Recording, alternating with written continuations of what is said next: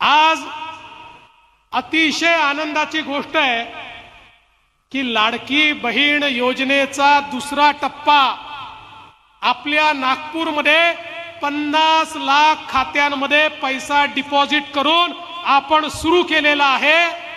आणि आता जवळजवळ 1,60,00,000 आमच्या भगिनींच्या खात्यामध्ये 3,000 रुपये महाराष्ट्र सरकारने त्या ठिकाणी जमा केलेले आहेत।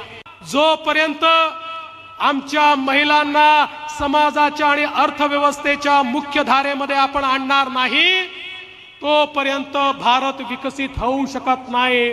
भारत विकसित तेव्हाच होईल जेव्हा महिला विकसित होतील, जेव्हा त्या आर्थिकदृष्ट्या सक्षम होतील। या महाराष्ट्रामध्ये आम्ही देखील महिलांना सक्षम करण्याच्या योजना आणल्या। आज एसटी मध्ये 50% सवलत महिलांना दिली। लहान लहान आमच्या मुलींना इंजिनियर व्हायचं आहे, डॉक्टर व्हायचं आहे, त्यांची स्वप्न आहेत। एकही मुलगी शिक्षणापासून वंचित राहणार नाही। 507 कोर्सेस मध्ये खाजगी कॉलेज मध्ये देखील जेवढी फी लागते ती सगळी फी आमच्या मुलींची आता तुमचे भाऊ महाराष्ट्राचं सरकार त्या ठिकाणी भरणार आहे।